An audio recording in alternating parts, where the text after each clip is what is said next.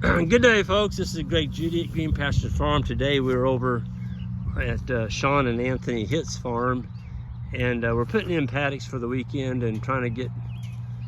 We've never grazed this before, so it's kind of a learning curve for all of us, and it's kind of nice to put three heads together and figure out, you know, how we want to run, because we don't have any interior fence on this farm other than the wooded draws. Most of them are all fenced except for what's in front of us here. We didn't fence this one yet, and the goal is to do that, but we just ran out of time. But what I wanted to point out here is all the way around this farm is 5-wire high tensile where there isn't a wooden fence. Where the wood fence is in place, we ran 2 hots. This is a hot wire on the ground, on the bottom. Here's a hot, and then we put a ground wire here as well. And this is tied in all the way around the wooden fence, all the way back around by Highway 63, and it travels the whole farm. So what we're doing is we came up with a game plan between the 3 of our heads. We're gonna have an area here that we can back graze. When I say back graze, we're going to the 50 over there by that big water tower. There's 50 acres on one side of that creek. So we're gonna graze that off, then we're gonna come back across, and this is our return path. So we haven't grazed this.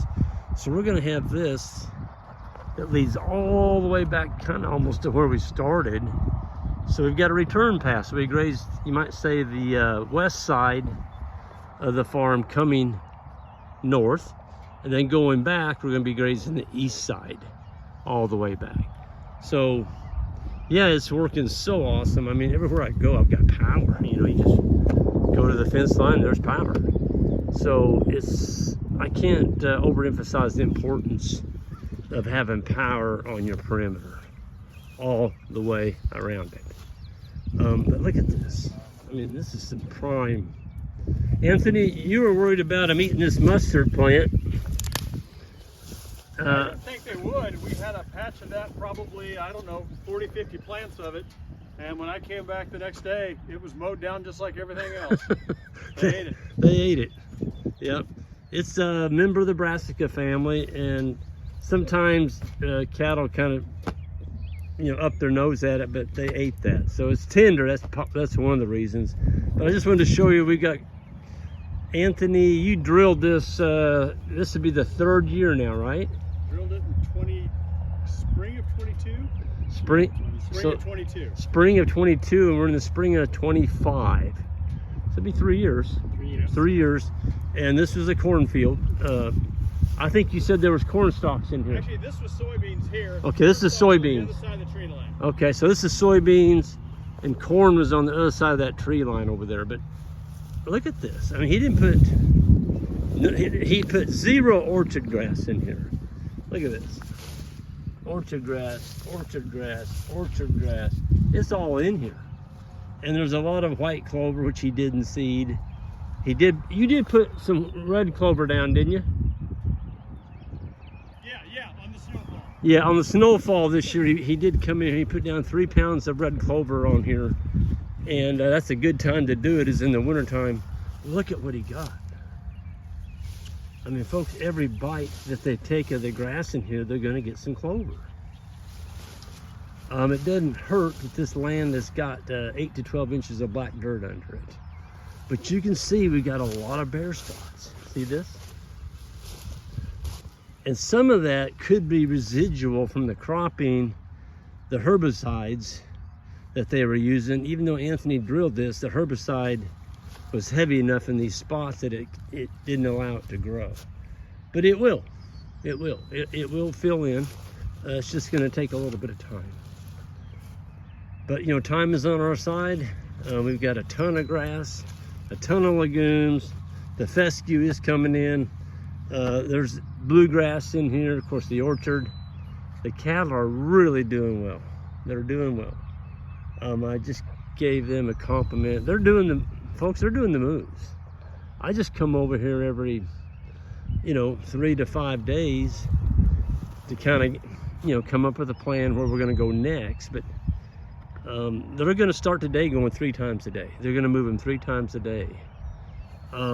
So, you know, when you're putting on this kind of grass with 450-pound stalker calves, which is what we have up here, heifers and steers, this kind of grass, folks, you're looking at minimum of 3 pounds a day. Some of the framier steers might go 4. Well, go look at the price of steers today. 450 to 500-pound steers are $4.30 a pound. If you could do 4 pounds a day for the spring flush, which runs about 45 days here in Missouri, think about that. Let's just do the math. So just say you're getting $4 a pound, 4 pounds a day, folks. That's $16 a head per day. Yep, times 45. Okay, y'all can do that one. You can do that math, and it's a significant number. 71 head up here. You know, we were looking at, it's $1,000 a day. That if we can do 3 pounds a day, it's $1,000 a day.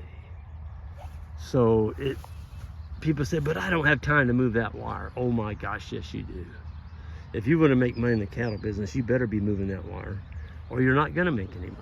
They're not going to gain very well if you do the Columbus method. You just give them the whole farm, you don't move them, and they'll go through the whole farm and graze out all the candy, and then you're left with weeds and the grasses and the other stuff that they refuse to eat. But by keeping them fairly, you know, grouped together and moving them, all this is resting out here, folks. Everything is resting in front of us, and we're going to come here. They're going to get a really good diet.